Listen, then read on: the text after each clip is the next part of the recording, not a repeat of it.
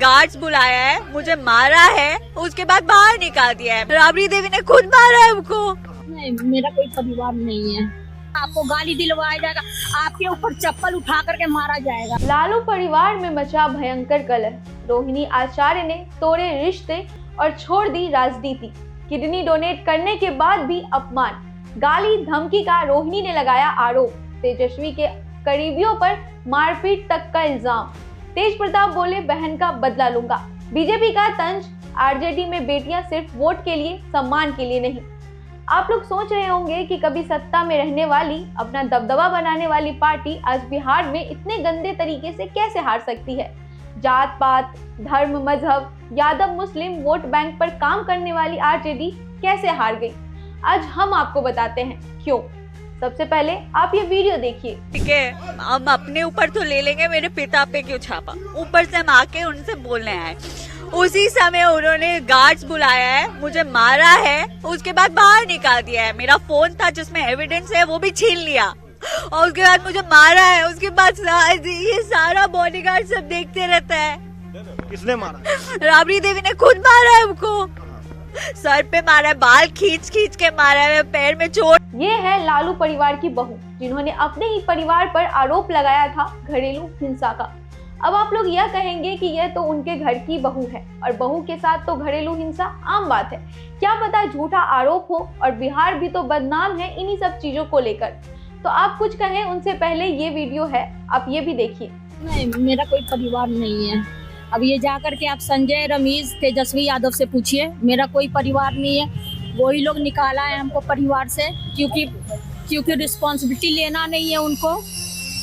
पूरा दुनिया बोल रहा है जो चाणक्य बनेगा, तो चाणक्य से आप सवाल पूछिएगा। जब कार्यकर्ता चाणक्य से सवाल कर रहा है, पूरा देश दुनिया सवाल कर रहा है कि पार्टी का ये ऐसा हाल क्यों हुआ।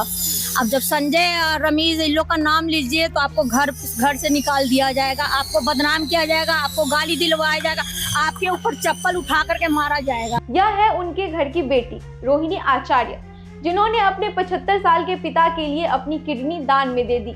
उस वक्त परिवार के सभी सदस्य रोहिणी को लेकर काफी भावुक बयान दे रहे थे। अब उन्हीं रोहिणी आचार्य ने यह तक कह दिया कि उनका कोई परिवार ही नहीं है। दरअसल जब 2025 की विधानसभा में उनकी पार्टी हार गई तो उन पर पार्टी को छोड़ने का दबाव बनाया गया। इसके बाद उनका यह बयान सामने आया। रोहिणी आचार्य ने एक्स पर पोस्ट कर तेजस्वी यादव पर गंभीर आरोप लगाते हुए अपने पिता का घर और राजनीति छोड़ने का ऐलान किया था। इसके बाद तेज प्रताप ने कहा था कि हमारी बहन का जो अपमान करेगा, कृष्ण का सुदर्शन चक्र चलेगा। अब उन्होंने रोहिणी के अपमान का बदला लेने की बात की है और कहा है कि संजय यादव और रमेश का इलाज होगा। तेज प्रताप ने चैलेंज देते हुए कहा, अगर हिम्मत है तो बिना सुरक्षा के पटना में निकल कर दिखा दे। रोहिणी दीदी के एक एक आंसू का बदला लेंगे और उन्हें सम्मानित कर अपनी पार्टी में बुलाएंगे।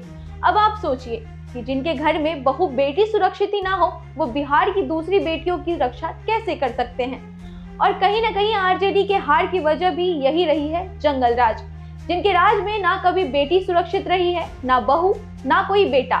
दिन दहाड़े गोलियां चलना, मर्डर इत्यादि, ये जो स्टीरियोटाइप बनाया गया है बिहार के लिए, इसमें कहीं ना कहीं आरजेडी का भी हाथ रहा है। बिहार में गरीबी, कट्टा, गुंडागर्दी, यह सब तब चरम पर था जब बिहार में आरजेडी की सरकार थी।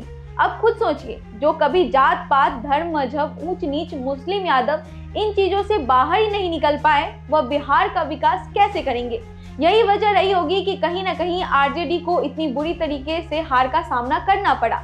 जिनके घर में बहू बेटियां ही सुरक्षित नहीं रहेंगी, वह बिहार का भविष्य कैसे बना सकते हैं। खैर, आगे जो भी अपडेट आएगा हम आप तक जरूर पहुंचाते रहेंगे। तब तक के लिए बने रहिए हमारे साथ। धन्यवाद।